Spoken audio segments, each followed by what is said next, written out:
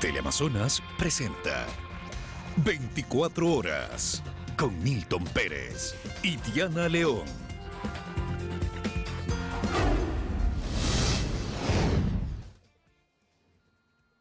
Desde la playita del Guasmo, el presidente de la República, Guillermo Lasso, habló de las nuevas acciones que se emprenderán en la ciudad para devolverle la seguridad a los ciudadanos. Nos vamos a enlazar en esos momentos con Luisa María Heredia, que nos tiene más información. Ella se encuentra en la avenida 9 de octubre y Escobedo. Luisa María, aquí te tenemos. Buenas noches.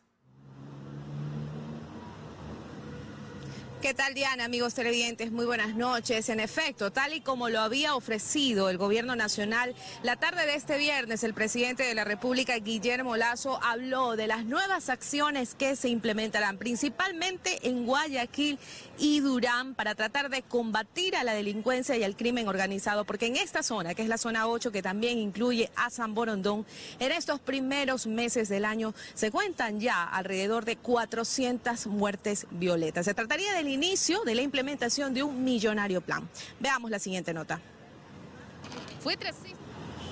Tome el mando de las tropas y empecemos con los operativos desde este instante, general. Que los agentes de la Policía Nacional, bajo el mando del comandante general Carlos Cabrera Ron, se desplegaron la tarde y noche de este viernes en uno de los puntos más conflictivos de Guayaquil, la ciudad más violenta del país y una de las 50 ciudades más peligrosas del mundo. Esta nueva intervención comenzó en la playita del Guasmo al sur, que fue el escenario escogido por el presidente Guillermo Lasso para presentar lo que denominó como el Plan Estratégico de Seguridad para el puerto principal, cuyo objetivo es que los ciudadanos puedan vivir con tranquilidad. Este espacio público es de ellos, no es de los delincuentes. Y aquí se quedará presente un gran grupo de la Policía Nacional para garantizar la seguridad en este espacio público. Aquí están las lanchas para cuidar todo este estero. Igualmente estaremos presentes en algunos otros lugares como en Durán, en el Cerro Las Cabras y también en San Borondón. El plan de acción inmediata abarca 3 grandes procesos. El de seguridad ciudadana con control en las calles de la delincuencia común, el orden público y la migración es uno. Para lo cual cabe recordar que en enero de la misma manera el presidente anunció desde Guayaquil la entrega de $9 millones a la Policía Nacional que no han llegado. Ahora Lasso habló de incrementar el número de elementos policiales en los próximos años. En al menos 30.000 efectivos adicionales a los 52.000 que tenemos hoy en todo el Ecuador. El segundo proceso se enfoca en el sistema penitenciario, corregir las fallas estructurales y cambiar la dinámica de las cárceles hasta contar con una verdadera rehabilitación social que acabe con las economías criminales, que se fortalecen desde los penales. El tercero tiene que ver con la impunidad, con elevar los estándares éticos en el sistema de justicia y reducir la corrupción. Nuestro esfuerzo debe ser complementado con un buen accionar del sistema judicial, que esperamos esté del lado de la ciudadanía y no de los delincuentes. A propósito de corrupción, más temprano desde Santa Elena, donde también cumplió agenda el primer mandatario este viernes, se refirió a la presencia de Don Nasa en el Ministerio de Defensa. Yo también estoy tan sorprendido como todos los ecuatorianos que una persona como Don Nasa haya podido entrar a las instalaciones del Ministerio de Defensa. Y lo peor, una vez que se detecta quién era y todo lo que lo acompañaba, que son evidencias claras de que son actividades no lícitas, como tener dinero en efectivo, armas, computadores, se escapa. Espero que la respuesta que nos dé el Ministerio de Defensa nos satisfaga a todos. Esperemos que ese computador, esa información que ha sido incautada, la Fiscalía la utilice para poder actuar de manera más eficiente con relación a este caso. Así el presidente manifestó su total indignación, según dijo, sobre este hecho y ofreció estar pendiente realmente de lo que responda y lo que haga el Ministerio de Defensa. Es lo que puedo comentarles a esta hora. Continúan ustedes en Estudios Milton, tienen más noticias. Muy buenas noches. Buenas noches, Luisa María. Gracias por la información. Y a propósito, el Ministerio de Defensa confirmó que Don Nasa, investigado por una empresa captadora de dinero, evadió los controles militares y escapó de las autoridades policiales. En el operativo capturaron a 5 miembros, cuya prisión preventiva se hizo efectiva esta tarde. Hasta el momento las dudas sobre una supuesta participación de militares en empresas relacionadas a la captación de dinero no ha sido resuelta por las Fuerzas Armadas. En un comunicado el Ministerio de Defensa aclara que en efecto, alias Don Nasa se encontraba la tarde de este jueves en el interior del ministerio, pero que escapó del lugar evadiendo los controles. Mientras se desarrollaba la inspección de los vehículos y de las personas, el ciudadano Miguel Ángel Nazareno evadió la seguridad utilizando la parte posterior de las instalaciones del Ministerio de Defensa Nacional. En redes sociales se filtraron supuestas fotografías de Nazareno dialogando minutos antes del operativo con varios uniformados militares. Nazareno aparece incluso con un gafete que es entregado para los visitantes cuando ingresan al ministerio y estaba acompañado al parecer por una de las ciudadanas que fue retenida en el parqueadero de la institución por la Policía Nacional. Luego del barrido técnico de las unidades de criminalística se pudo identificar un arma de fuego. Además, uno de los vehículos registraba problemas con su serie alfanumérica. Después de recibir la alerta, la policía de inmediato intervino a las instalaciones del Ministerio de Defensa y logró capturar a los 5 acompañantes de Nazareno en el parqueadero del ministerio. Los ciudadanos se movilizaban en estos 2 vehículos, en donde los uniformados encontraron varias maletas llenas de dinero en efectivo y un arma de fuego. Luego de las investigaciones preliminares se determinó que efectivamente pertenecían a este grupo denominado Big Money, en donde el señor Nazareno, alias Don Nasa, lideraba esta piramidación y estas prestaciones. Las unidades policiales localizaron de inmediato en las instalaciones del ministerio a estos 5 ciudadanos. No obstante, a pesar de la intensa búsqueda, no lograron dar con el paradero de Nazareno. Y luego de las acciones desplegadas, procedió a darse a la fuga. Ahí el Ministerio de Defensa es un lugar cerrado, la policía ya no pudo entrar porque hubiese sido un allanamiento a pesar de la flagrancia, pero se continúan las investigaciones, se desplazaron unidades de inteligencia. Lo que tampoco ha aclarado el Ministerio de Defensa es sobre el control del ingreso a las instalaciones de estos 2 vehículos, pues sorprende debido a que en cada garita hay al menos 7 uniformados verificando el ingreso de trabajadores y visitantes. Y así lo constatamos la tarde de este jueves, cuando no permitieron a la prensa avanzar hasta la zona militar. Los supuestos acompañantes de Nazareno fueron trasladados hasta la unidad de flagrancia, donde ahí permanecen hasta que se realicen los procesos correspondientes. En Quito, Paul Coello, 24 horas. La presidenta de la Asamblea Nacional, Guadalupe Llori, presentó en Fiscalía General una denuncia por usurpación de funciones en contra de los 5 miembros del CAL que participaron en la sesión del pasado miércoles. Lo hizo a través del coordinador jurídico de la Asamblea. Ha presentado la respectiva denuncia por el presunto delito de usurpación de funciones. Usurpación o simulación de funciones que está previsto en el artículo 287 del Código Orgánico Integral Penal en contra de los señores asambleístas que participaron en la sesión del día miércoles pasado, donde simularon o subrogaron o usurparon funciones que le correspondían única y exclusivamente a la presidenta de la Asamblea Nacional. Seguimos, amigos. La defensa del excontralor Pablo Celi desistió este viernes de su pedido de revisión de medidas cautelares dentro del conocido caso Las Torres. Se da a 2 días de que Celi sea declarado adulto mayor. Daniela Valencia informa.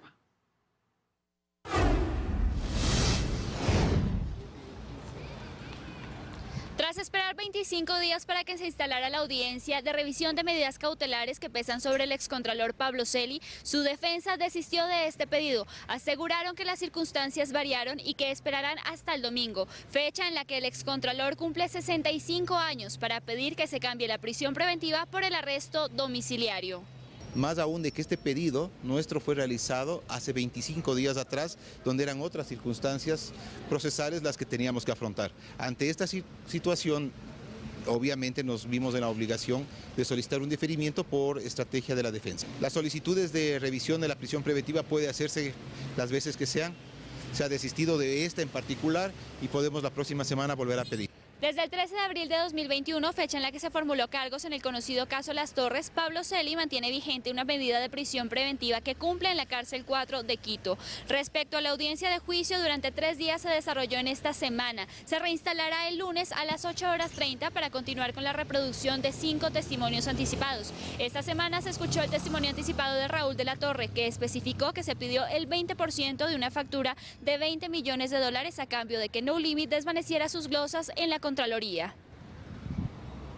La salida de prisión del excontralor Carlos Poli en Estados Unidos no será fácil. Las condiciones para cumplir el pago de la fianza de $18 millones son estrictas y exigen pago de dinero lícito y garantías por parte de Poli. La justicia estadounidense logró cercar al excontralor Carlos Poli y su salida de prisión parece lejana, pues uno de los requisitos es garantizar la licitud del dinero que entregue. El fiscal de la Florida, Juan Antonio González, y los representantes de la sección de fraude de división criminal en Estados Unidos lograron armar gran parte del rompecabezas alrededor de las operaciones de Carlos Poli, quien habría movido al menos $8 millones recibidos como sobornos a cambio de su generosa gestión al frente de la Contraloría en Ecuador, desvaneciendo glosas. Acusado de al menos 6 delitos relacionados al blanqueo de capitales, Poli mantenía varias empresas en la Florida y estas empresas a su vez tenían cuentas bancarias para transacciones con otras intermediarias a nombre de terceros. Estas intermediarias, 3 de lo que se conoce, a su vez mantenían cuentas en Panamá. La audacia de mover tantos millones de dólares supuestamente ilícitos en el sistema financiero de Estados Unidos le podría significar una estadía de por vida en prisión, al menos que pague una fianza de $18 millones fijada por la justicia de ese país. No obstante, los requisitos para lograr esa fianza y salir de la cárcel parecen imposibles de cumplir para el excontralor. Deberá presentar un pago inicial de $1.2 millones y ahí el problema, deberán ser lícitos. Además, deberá presentar un garante para que cumpla sus compromisos por si huye. $10 millones en propiedades, que deberán ser también lícitas. Poli, sin embargo, podría cooperar con la justicia norteamericana entregando a otros beneficiarios del dinero de los sobornos. El excontralor podría ser un importante delator de lo que ocurrió en nuestro país, cuando era parte de la función de transparencia. Fausto Yepes, 24 horas. Contraloría confirma millonarias pérdidas en la empresa estatal de aviación TAME tras examen especial aprobado en julio de 2021. Según el reporte, las pérdidas obedecen a que los costos operativos superaron los ingresos de la empresa. 7 exgerentes de TAME han sido señalados por Contraloría con responsabilidad civil culposa por no haber adoptado medidas correctivas frente a las millonarias pérdidas registradas en la empresa. En suma, los gastos operativos superaron los ingresos y el descalabro fue ya inevitable. El patrimonio de la empresa ha ido decreciendo desde el 2015 y esta baja coincide con las pérdidas anuales detectadas por Contraloría y que en 2015 superaron los $40 millones, en 2016 $28 millones, en 2017 más de $61 millones en pérdidas, 65 millones en 2018, 2019 55, solo en 2020, con la pandemia en auge, las pérdidas fueron de $15 millones. Los exfuncionarios señalados como responsables de la caída de TAME nunca recomendaron medidas para revertir la crisis. La Contraloría destaca que no sugirieron alguna alianza estratégica, fusión, liquidación ni cierre de la empresa que operaba con números en rojo. De ahí que han determinado responsabilidades solidarias de entre 14 y 96 millones de dólares, glosas que superan los 243 millones. Estos resultados podrán ser impugnados a través de un recurso de revisión. Fausto Yepes, 24 horas. Más noticias, los migrantes ecuatorianos enviaron más de $4.000 millones en remesas durante el año pasado. Es una cifra récord que podría mantenerse este año y que ha generado un incremento en el consumo de los hogares. Durante el 2021, el flujo de remesas familiares que ingresó al país batió récords. Superó los 4.362 millones de dólares, según una evaluación nacional realizada por el Banco Central. Esto representa un incremento de casi el 31% en comparación al 2020, cuando a los hogares ecuatorianos llegaron poco más de 3.337 millones de dólares enviados por los migrantes. La mayor cantidad de las remesas provienen de Estados Unidos, más del 60% de las remesas. Son unos 2.768 millones de dólares. El 21% en cambio llegan de España, el 4% de Italia y el 11% de otros países. Este aumento, explica Hans Soledispa, miembro del Instituto Ecuatoriano de Economía Política, es atribuido a los estímulos económicos ofrecidos a las familias por el gobierno de Estados Unidos durante la pandemia. Eso incrementó, de cierto modo, las posibilidades de flujo de dinero de los migrantes ecuatorianos en Estados Unidos. E influyen directamente, agrega el analista económico Fidel Márquez, en el consumo de los hogares. Pues de acuerdo con la ONU, el 75% de las remesas se utiliza para atender necesidades básicas de salud, alimento, vivienda. En la medida que llegan más remesas a la familia, y sobre todo en una época donde veníamos de una contracción de consumo importante, lo primero que hace la familia es aumentar el nivel de consumo, porque aumenta su horizonte de presupuesto familiar. En el 2021, de hecho, el gasto de la familia superó los niveles prepandemia en Ecuador. Llegó a los 45.143 millones de dólares, y eso equivale a un aumento de 10.2% en relación al 2020 y de 1% en comparación al 2019. Después de cada pandemia, como fue este caso, desastres naturales, cuando un terremoto, una guerra, etcétera, aquellos familiares que están en Estados Unidos o Europa van a enviar inmediatamente un poco más de lo que venían enviando anteriormente. Que en los hogares se consuma más hace que el Producto Interno Bruto crezca. Y en el 2021 precisamente registró un crecimiento de 4.2%. Eso luego de una fuerte caída de 7.8% en el 2020. No es ningún mérito de la economía ecuatoriana porque no se deriva de una decisión de inversión, sino más bien son ayudas familiares que se dan en este contexto. Fue algo puntual, muy coyuntural. Pudiera, en el mejor de los casos, mantenerse al mismo nivel de ahora o disminuir un poco, pero crecimientos como el que tuvimos en el 2021 no debemos tener. Luisa María Heredia, 24 horas.